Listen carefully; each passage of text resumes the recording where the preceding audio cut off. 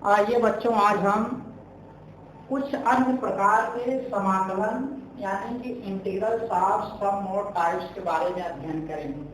तो बच्चों, इसमें पहला जो प्रकार का इंटीग्रल है, पहले प्रकार का इंटीग्रल है वह है आपका integral under root x square minus a square dx, और जो दूसरा है आपका वह है integral under root x square plus a square dx। और जो तीसरे प्रकार का बच्चों इंटीग्रल है वो है integral under root a square minus x square dx।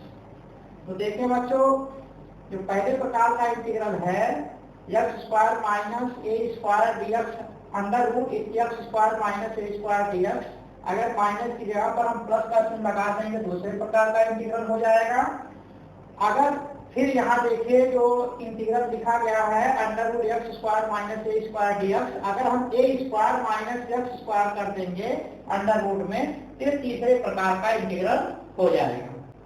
आज बच्चों हम सबसे पहले प्रकार के इंटीग्रल के बारे में अध्ययन करेंगे और इन इंटीग्रल को निकालने के लिए हम दो मेथड का प्रयोग करेंगे।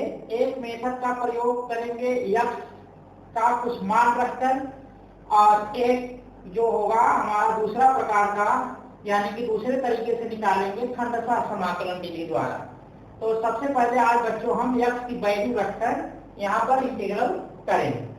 देखिए बच्चों, x की वैल्यू इस प्रकार हम चुनते हैं कि, और इसमें x की वैल्यू जब हम रखते हैं तो एक ऐसी त्रिकोणमिति का प्रयोग करते हैं कि जिससे यहाँ पर जो अंडर रूट में है ये value x square minus a square, तो एक्स की वैल्यू ऐसा रखें कि जिससे हम इसका आसानी से वर्गमूल निकाल सके। तो आप ऐसा त्रिकोणमिति सोचिए कि जिससे इनका मान आसानी से निकल सके, यानी कि अंडर रूट आसानी से हल हो सके, यानी कि आसानी से वर्गमूल निकाला जा सके। अब देखिए बच्चों, अगर पहले वाले में हम x की जगह पर a सेक थीटा रख दें x की जगह पर, तो ये आसानी से हल हो जाएगा। और यहाँ देखिए बच्चों, अगर x square plus a square dx में, अब जानते हैं बच्चों कि 1 प्लस tan स्क्वायर थीटा बराबर क्या होता है, सेक स्क्वायर थीटा। अगर बच्चों हम x की जगह पर यहाँ tan थीटा रखेंगे और फिर ये कॉमन ले लेंगे, x की जगह पर a tan थीटा रखेंगे, तो हमारा क्या बनेगा ए स्क्वायर tan स्क्वायर थीटा। ए स्क्वायर जब कॉमन हो जाएगा तो बचेगा tan स्क्वायर थीटा प्लस 1, और हम जानते हैं कि 1 प्लस tan स्क्वायर थीटा बराबर क्या होगा, सेक स्क्वायर थीटा। तो आसानी से वर्गमूल निकल जाएगा। तो यहाँ चिन्ह को देखकर बच्चों हम त्रिकोणमिति का उपयोग करते हैं, यानी कि और सी त्रिकोणमिति रखें जिससे एक त्रिकोणमिति मिल जाए, उनका वैल्यू रख सके एक त्रिकोणमिति के रूप में, आसानी से वर्गमूल निकल सके। और बच्चों यहाँ पर देखिए, जब हम x की वैल्यू a sin थीटा या a cos थीटा रखेंगे तो आसानी से इसका वर्गमूल निकल जाएगा। क्योंकि अगर x बराबर बच्चों a sin थीटा रखेंगे तो a square minus a square sin square theta बन जाएगा, a स्क्वायर कॉमन हो जाएगा। तो अंडर रूट में 1 माइनस sin स्क्वायर थीटा और 1 माइनस sin स्क्वायर थीटा बराबर क्या हो जाएगा, cos स्क्वायर थीटा, और cos स्क्वायर थीटा का मान आसानी से निकाला जा सकता है, यानी कि उसका वर्गमूल आसानी से निकाल सकते हैं। अब देखिए बच्चों, आज हम पहले प्रकार के इंटीग्रल को निकालना सीखेंगे, यानी कि इनको हम कैसे इनका मान प्राप्त कर सकते हैं। तो सबसे पहले हमने बताया है कि जो हम तरीका अपनाएंगे x की वैल्यू रखकर निकालेंगे, यानी कि एक ऐसी त्रिकोणमिति का उपयोग करेंगे कि जिससे कार्य का मान आसानी से हल हो जाए। तो देखिए बच्चों, अगर हम x बराबर a सेक थीटा रख दें, तो x बराबर a सेक थीटा रख देंगे। लेकिन बच्चों अब देखिए, हम x की जगह पर एक त्रिकोणमिति का प्रयोग कर रहे हैं, ये जो वेरिएबल x है इसमें बदल गया थीटा वाले। तो अब इसका मतलब कि यहाँ का जो x है ये भी थीटा में बदल गया। तो इसको लाने के लिए हम इसका क्या कर दें, अवकलन कर दें, और जो वैल्यू बच्चों ले रहे हैं उसी के सापेक्ष अवकलन कर देंगे तो इसकी वैल्यू निकल आएगी। हम थीटा के सापेक्ष इसका अवकलन कर देते हैं, तो dx डी थीटा बराबर क्या हो जाएगा a, और सेक थीटा का इंटीग्रल क्या होता है, sec theta into tan theta.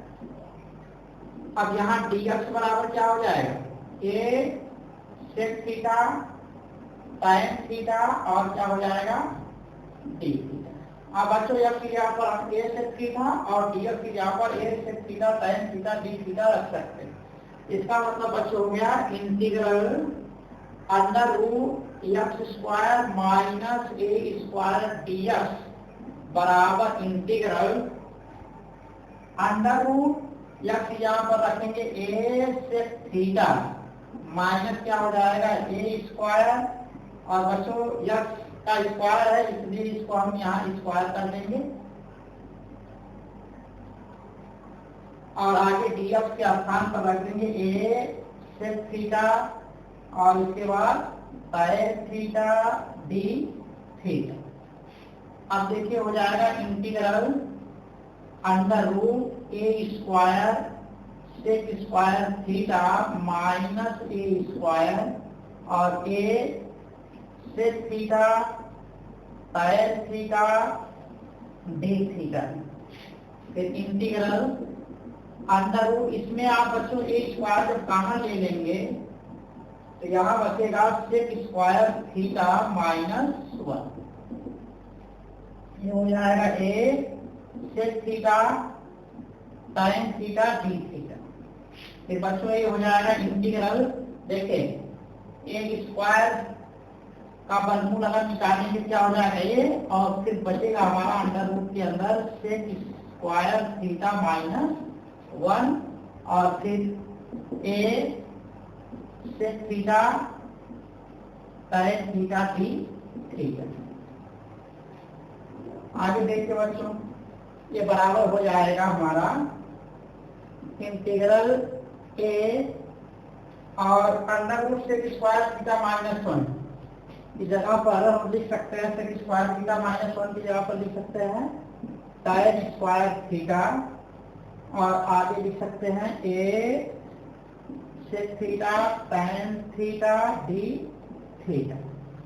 फिर इंटीग्रल, अब बच्चों इसका वर्गमूल हो जाएगा under root tan square theta का मान हो जाएगा tan थीटा, आगे है a sec theta tan theta d theta. अब यहाँ से इंटीग्रल ए स्क्वायर कर लीजिए और देखिए tan थीटा यहाँ tan थीटा यहाँ, tan थीटा का गुणा कर लेंगे क्या हो जाएगा tan square theta sec theta और d थीटा। अब बच्चों जो हमारा x के रूप में था इंटीग्रल अब हम थीटा के रूप में ला देंगे, तो यानी कि जो इंटीग्रल ए है वही इंटीग्रल ए है, केवल उनका रूप बदला होगा। अब हम इसको मान लेते हैं कि इंटीग्रल हमारा क्या है, ये आई इंटीग्रल है। हम इंटीग्रल का संकेत जो होता है आई उसी से निरूपित कर देंगे, तो आई बराबर क्या हो गया integral under root x square minus a square d. इसका मतलब आई बराबर हमको इतना मिल गया। अब देखिए बच्चों आगे हम कैसे इंटीग्रल करेंगे इसमें समझने की आप कोशिश करेंगे कि बच्चों देखिए tan स्क्वायर, अगर देखिए बच्चों एक चीज यहाँ तो पहले हम जो कांस्टेंट ए स्क्वायर है इसको बाहर कर लीजिए। देखिए बच्चों वेरिएबल वही होता है जो हम डी के पास लिखते हैं। अब देखिए डी के पास क्या है थीटा, इसका मतलब थीटा वाला पोर्शन ही वेरिएबल होगा, बाकी क्या होंगे कांस्टेंट होंगे। तो ए स्क्वायर हमारा क्या हो जाएगा यहाँ कांस्टेंट, इसको इंटीग्रल से बाहर रखेंगे, जो कांस्टेंट होते हैं उसको इंटीग्रल से बाहर रख लेते हैं। तो यहाँ बचेगा इंटीग्रल के अंदर tan square theta sec theta और d थीटा। अब बच्चों देखिए अगर हम इसमें खंडशः समाकलन अब जाके लगाएं तो ये हमारा समाकलन बहुत कठिन हो जाएगा। अच्छा दूसरी बात बच्चों, अगर हम देखें tan स्क्वायर थीटा को सेकंड मानेंगे तो सेकंड वाले का क्या होता है, खंडशः समाकलन में प्रथम का डिफरेंशियल होता है और दूसरे का क्या होता है समाकलन होता है, तो इसका समाकलन नहीं निकल पाएगा। अभी तक बच्चों हम इसका समाकलन नहीं देखे हैं कि इंटीग्रल tan स्क्वायर थीटा की वैल्यू क्या होती है। आगे बच्चों आज चलकर रिडक्शन फार्मूला पढ़ेंगे, तो जब रिडक्शन फार्मूला पढ़ेंगे तो इसका कोई भी घात हो तो आसानी से हम वहाँ उसका इंटीग्रल दे लेते हैं। लेकिन बच्चों अभी हमको यहाँ ये देखना है कि हम किसका इंटीग्रल जानते हैं। तो बच्चों इंटीग्रल साइन स्क्वायर थीटा की वैल्यू अगर निकालना होगा तो हम इसकी वैल्यू अभी नहीं जानते, तो इसको सेकंड में नहीं रख पाएंगे, तो इसलिए इसको फर्स्ट में अगर यहाँ रखते हैं तो सेक थीटा क्या है सेकंड मानना पड़ेगा। तो सेक थीटा का जब बच्चों इंटीग्रल करेंगे तो जब बच्चों देखे सेक थीटा का इंटीग्रल करेंगे तो ये थोड़ा सा जटिल हो जाएगा। तो बच्चों एक चीज आप जानते हैं कि अगर साइन स्क्वायर थीटा इंटीग्रल में है तो हम नहीं निकाल पा रहे हैं इसका इंटीग्रल, लेकिन अगर बच्चों इंटीग्रल सेक स्क्वायर थीटा होगा डी थीटा, यहाँ integral sec square theta d theta होगा तो इसकी वैल्यू क्या होती है tan थीटा होती। इसलिए बच्चों जहां भी tan स्क्वायर थीटा हो हम उसको सेक स्क्वायर थीटा में अगर चेंज कर लेंगे तो आसानी से उसका इंटीग्रल किया जा सकता है। इसलिए जहां भी tan स्क्वायर थीटा हो आपका प्रयास ये हो कि tan स्क्वायर थीटा को हम सेक स्क्वायर थीटा में चेंज कर लें। अब आगे देखिए बच्चों हम लिख सकते हैं I बराबर a square integral tan square theta की जगह पर क्या लिख सकते हैं सेक स्क्वायर थीटा माइनस 1। आगे है आपका सेक थीटा डी थीटा, ये हो जाएगा हमारा ए स्क्वायर इंटीग्रल, इसमें मल्टीप्लाई कर दीजिए सेक थीटा का क्या हो जाएगा sec cube theta minus sec theta और ये क्या हो जाएगा डी थीटा। अब बच्चों अगर यहाँ पर योगफल के रूप में लिखा गया हो या इनका आंसर के रूप में लिखा गया हो तो हम अलग अलग इंटीग्रल के रूप में इसको लिख सकते हैं। यहाँ देखिए हो जाएगा a square integral sec cube theta minus integral क्या हो जाएगा फिर सेक थीटा डी थीटा, और बच्चों यहाँ आपका भी डी थीटा लिखा जाएगा minus integral sec theta d theta. अब बच्चों देखिए हमको दो इंटीग्रल मिल गए। अब इसका इंटीग्रल जो होगा मान इस इंटीग्रल का जो मान होगा और इस इंटीग्रल का जो मान होगा अगर हम निकाल कर यहाँ रख दें तो आई की वैल्यू हमको मिल जाएगी। तो बच्चों यहाँ देखें पहले हम इसको बच्चों आप समीकरण 1 मान लीजिए और फिर जब इंटीग्रल का मान निकाल लेंगे और इसमें जब रख देंगे तो हमको आई की वैल्यू मिल जाएगी। तो सबसे पहले हम इसका इंटीग्रल देख रहे हैं बच्चों, integral sec cube theta d theta. अब देखिए बच्चों यहाँ सेक की पावर कितना है 3 है, अगर सेक स्क्वायर होता तो tan थीटा मिल जाए, लेकिन बच्चों हम जानते हैं कि सेक स्क्वायर थीटा का इंटीग्रल tan थीटा होगा, इसलिए इसको हम पहले सेक स्क्वायर थीटा में चेंज करेंगे। तो ये देखिए हो जाएगा हमारा सेक स्क्वायर थीटा और फिर क्या हो जाएगा सेक थीटा डी थीटा। अब बच्चों यहाँ दो पार्ट बन गया, दो भाग बन गया, तो आप खंडता समाकलन यहाँ लगा सकते हैं। तो खंडता समाकलन लगाने में ये ध्यान रखिए कि सेक स्क्वायर थीटा जब बच्चों खंडता समाकलन देखते हैं तो आप पढ़े हैं उसका फार्मूला क्या होता है प्रथम फलन और दूसरे का इंटीग्रल माइनस इंटीग्रल प्रथम का डिफरेंशियल यानी अवकलन और दूसरे का समाकलन, फिर पूरे का क्या होता है समाकलन होता है।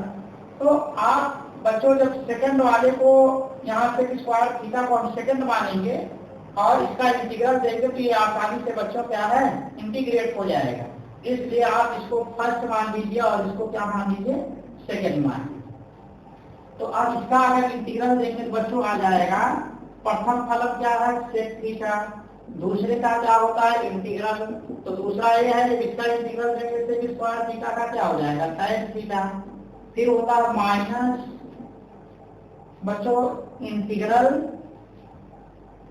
प्रथम का अवकलन, तो प्रथम ये है सेक थीटा का अवकलन, सेक थीटा का अवकलन क्या होता है tan थीटा सेक थीटा, फिर दूसरे का क्या होता है समाकलन, इसका जब बच्चों आप समाकलन करेंगे क्या हो जाएगा tan थीटा हो जाएगा, फिर पूरे का क्या है समाकलन, तो पूरे का समाकलन यहाँ दिया गया है ये क्या हो गया डी थीटा।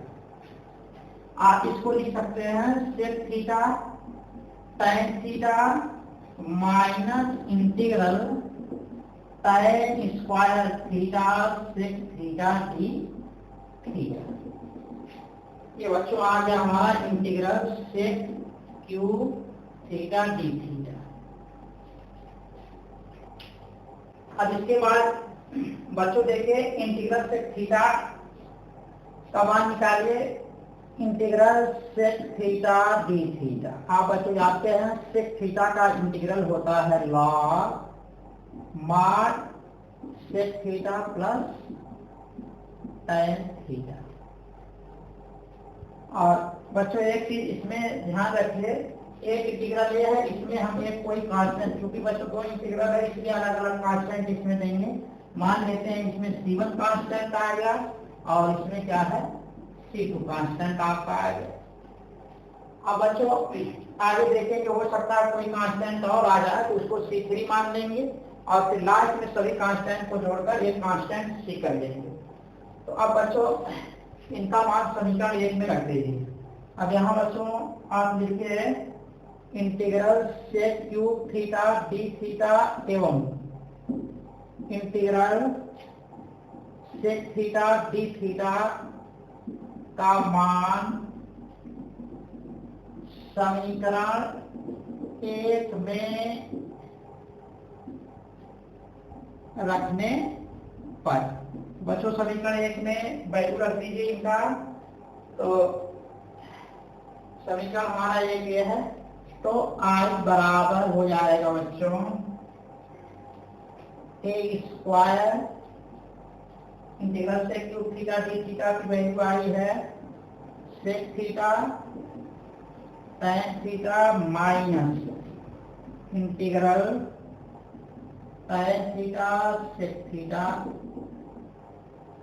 और बच्चों देखिए यहाँ आप tan theta sec theta tan theta को लिख सकते हैं tan square theta d theta.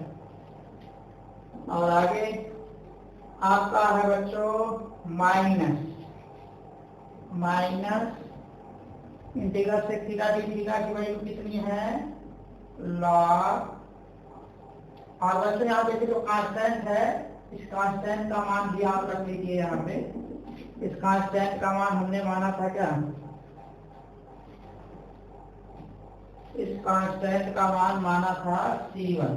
यहाँ C1 कर लीजिए, फिर आगे हमारा हो जाएगा माइनस इस इंटीग्रल का मान क्या है log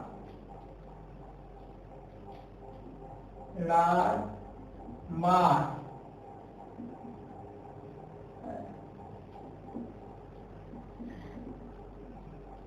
minus log mod sec theta tan theta plus C2। और बच्चों इसको आप कोष्टक में रखिए। चलिए यहाँ महिला कोष्टक बनाते हैं और फिर ये बड़ा कोष्टक से बंद कर लीजिए। आज बराबर क्या हो जाएगा a square sec theta tan theta, फिर क्या हो जाएगा minus a square integral tan square theta sec theta d theta और प्लस क्या हो जाएगा a स्क्वायर C1 और फिर minus a square log mod sec theta tan theta. और फिर ये हो जाएगा प्लस वाला जो पोर्शन है ये माइनस हो जाएगा माइनस a स्क्वायर यहाँ C2 हो गया। अब बच्चों देखिए जब भी कोई इंटीग्रल नहीं टूटता है और जो इंटीग्रल हम मान कर चलते हैं उसी की पुनरावृत्ति हो जाती है, यानी कि दोबारा आ जाता है बाएं पक्ष में। देखिए अभी जब I बराबर हम इधर माने थे a स्क्वायर, I बराबर क्या आया था जो मान कर चले थे I बराबर a square integral tan square theta और क्या था सेक थीटा डी थीटा। तो यही देखिए वैल्यू फिर हमारा क्या है बाएं पक्ष में आ गया। हम इधर I माने हैं दाहिनी पक्ष में I और वही चीज देखिए वैल्यू बाएं पक्ष में आ गई। जब भी कोई इंटीग्रल नहीं टूटता है तो बच्चों जो हम I मान कर चलते हैं वही आ जाता है और वो वैल्यू माइनस के रूप में आता है, जिससे पक्षांतर करने पर इधर आने के बाद वो प्लस हो सके। अगर बच्चों वो भी प्लस में आ जाएगा तो आई कट जाएगा, इंटीग्रल नहीं मिल पाएगा, इसलिए हमेशा हो गया हमारा माइनस में आता। तो बच्चों देखिए इसका मान क्या था आई, तो हमारा ये हो गया आई बराबर a square sec theta time theta, और यहाँ लिख सकते हैं माइनस आई बराबर ये हो गया बच्चों। चलिए हम ये दोनों कांस्टेंट को जोड़ देते हैं, एक दूसरा कांस्टेंट मान लेते हैं। देखिए बच्चों हल करते समय हो सकता है कोई कांस्टेंट और मिले, इसलिए बच्चों अभी हम लास्ट कांस्टेंट भी नहीं लिखेंगे, कोई अलग से तीसरा कांस्टेंट ले लेते हैं, तो फिर लास्ट में कांस्टेंट दे लेंगे। तो ये देखिए बच्चों इन दोनों कांस्टेंट को हम यहाँ जोड़कर देखिए जो भी इनका रिजल्ट होगा उसको हम C3 मान लेते हैं। तो ये देखिए बच्चों आगे हमारा क्या है माइनस, ये क्या है माइनस ए स्क्वायर लॉग बाद sec theta plus tan theta. अब बच्चों इनका जो रिजल्ट होगा मान लेते हैं क्या है C3।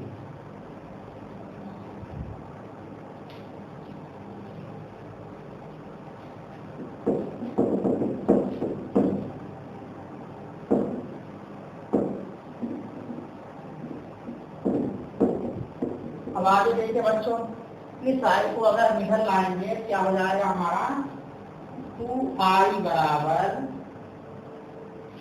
A square sec theta tan minus a square log mod sec theta plus tan theta और प्लस क्या हो जाएगा C।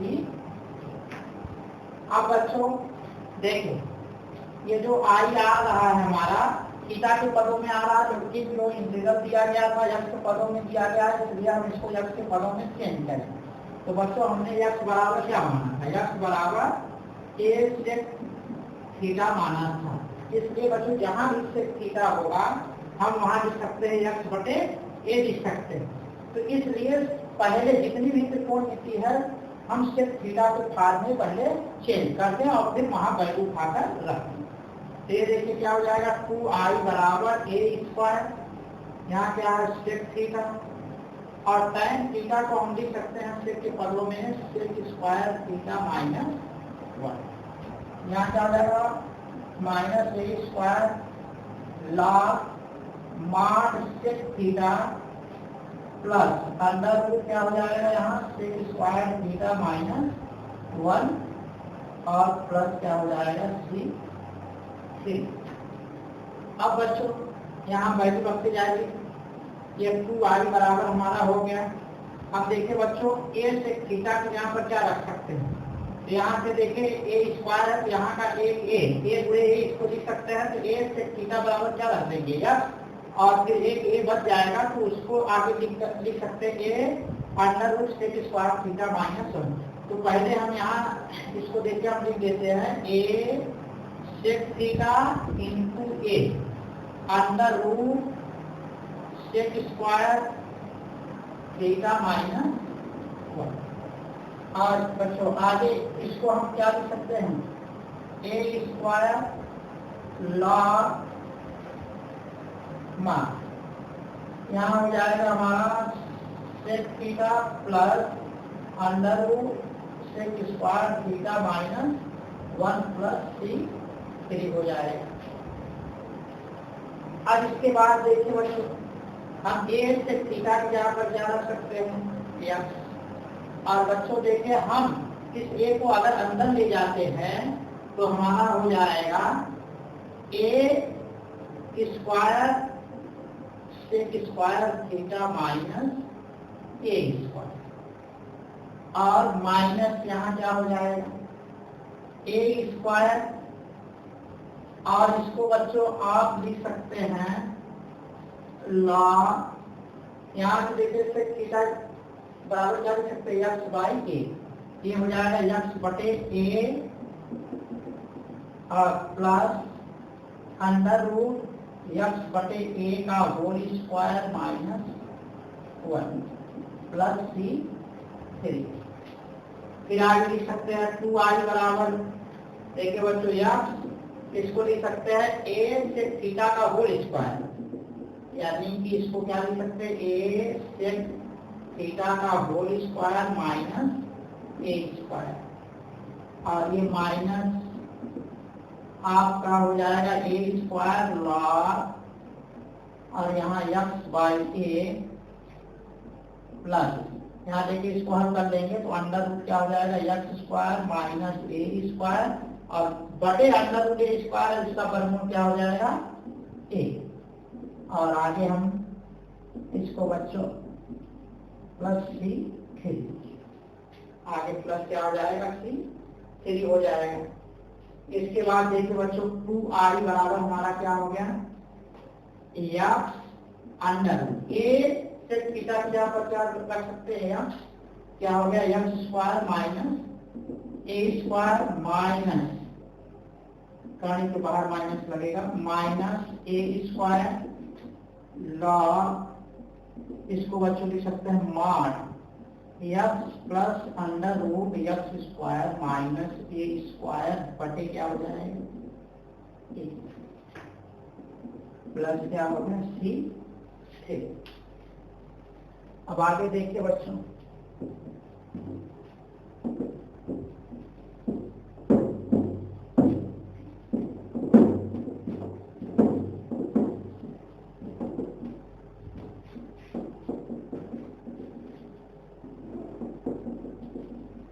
क्या हो जाएगा 2i बराबर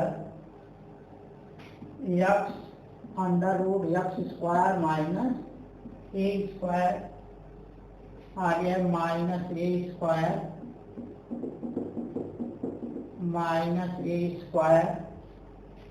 लॉग, अब बच्चों देखे इसको लिख सकते हैं log mod x plus under root x square minus a square बटे मॉड ए, आगे है क्या हो प्लस सी थ्री, और ये हो गया 2i बराबर x under root x square minus a square log, यहाँ देखिए इसको बच्चों तोड़ दीजिए तो लॉग हम लिख सकते हैं mod x plus under root x square minus a square और minus log mod a plus c three, और ये हो गया हमारा 2i बराबर x under root x square minus a square, इसको बच्चों अब तोड़ दीजिए ए स्क्वायर का इसमें मल्टीप्लाई कर दीजिए तो हो जाएगा minus a square log mod x plus under root x square minus a square, और माइनस ए माइनस माइनस क्या हो जाएगा plus a square log mod plus c. बच्चों देखिए ये भी कांस्टेंट है और ये कांस्टेंट, अब ये हमारा पूरा इंटीग्रल हो गया है इसलिए हम इसको लास्ट कांस्टेंट मानेंगे बच्चों। तो ये देखिए अब इसको हम सबसे पहले बच्चों यहाँ से 2 हटाएंगे क्योंकि हमको i की वैल्यू देनी थी, तो i बराबर क्या कर देंगे x by 2 under root x square minus a square by 2 log mod x plus under root x square minus a square, और प्लस क्या हो जाएगा a square by 2 log mod a plus c three by 2। अब इन constant को जोड़ देंगे, अब पूरा हमारा आई इंटीग्रल निकल आया है आई बराबर, तो इसलिए अब इसको एक लास्ट कांस्टेंट जिसको हम सी मानते हैं, इन पूरे योगफल को सी मानकर सी करके लिख देंगे, पूरा योगफल सी मान लेंगे। तो आई बराबर क्या हो जाएगा x by 2 under root x square minus A